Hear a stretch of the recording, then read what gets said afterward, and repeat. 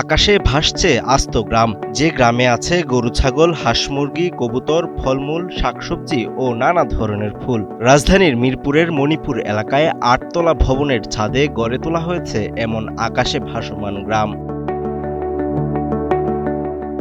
সরেজমিনে গিয়ে দেখা যায় চারপাশে শুধু বহুতল ভবন আর ব্যস্ত নগর জীবন। এর মধ্যেই ভবনটির ছাদে উঠলে বদলে যায় পুরো দৃশ্য। সবুজের সমারোহ দেখে মনে হতে পারে যেন রাজধানী ঢাকা নয়, বরং বাংলাদেশের কোনো শান্ত গ্রামের গাছে ঢাকা উঠোন। পাশেই গরু ছাগল, হাঁস মুরগি, ফলমূল ও শাকসবজি। সকাল থেকে রাত পর্যন্ত নিয়ম করে প্রাণীগুলোর পরিচর্যা, খাবারের ব্যবস্থা, ছাদ পরিষ্কার, গাছে পানি দেওয়া, শাকসবজি পরিচর্যা সবকিছুই চলে নির্দিষ্ট পরিকল্পনায়। ছোট্ট গ্রামটিকে জীবন্ত রাখতে চলে নিরবিচ্ছিন্ন কর্মযজ্ঞ। গরু আছে 6টা, হাঁস আছে 40-40টা, এরপরে মুরগিও আছে 20-50টা, কবুতরও আছে অনেকগুলা, আম, কাঁঠাল, জাম, লিচু, পেয়ারা আর কি মানে ইত্যাদি অনেক ধরনের আছে।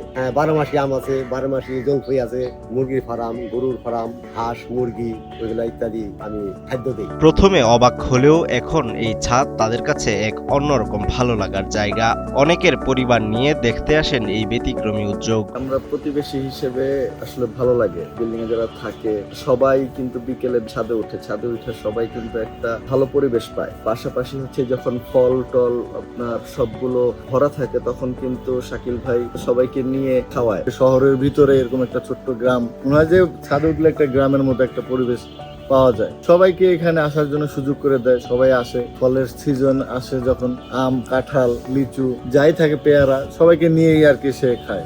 দারুণ এই ছাদ বাগান একদিনে গড়ে ওঠেনি। এর পেছনে আছে বছরের পর বছর ধরে লালন করা স্বপ্ন, অসংখ্য গাছের পরিচর্যার মতো পরিশ্রম আর প্রাণীদের প্রতি অগাধ ভালোবাসা। এটা বেছে নেওয়ার কারণ হলো আমরা সকলেই জানি যে ঢাকা শহর ঘনবসতিপূর্ণ কনক্রিটের শহরে পরিণত হয়েছে। এখন তো আর গ্রামের যে ছোঁয়াটা সেটা ঢাকাতে পাওয়াটা খুব মুশকিল। সেই জায়গা চিন্তা করে আশেপাশে যেহেতু এখন আর খোলামেলা জায়গা নাই, তখন আমরা চিন্তা করলাম যে খালি ছাদটাকে কিভাবে কাজে লাগানো যায়। এটা আমার দীর্ঘ প্রায় 16-17 বছর যাবৎ আমি এই কাজটার সাথে সম্পৃক্ত আছি এবং শুরুতে ছাদ বাগান দিয়েই শুরু করি। সেখানে আমার গরু, ছাগল, হাঁস, মুরগি, কবুতর এ ধরনের সবকিছুই আমি এখানে রেখেছি। 2009 সাল থেকে আমার মূলত শুরুতে বাগান দিয়ে শুরু হয়েছিল। বিগত 6 বছর যাবৎ আমি গরু এবং ছাগল, হাঁস, মুরগি এগুলো লালিত পালিত করছি।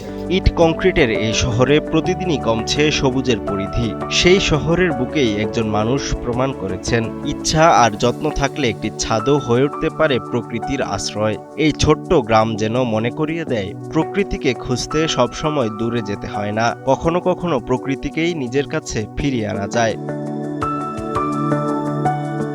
সৈয়দ আমিনুল ইসলাম, সময়ের আলো, ঢাকা।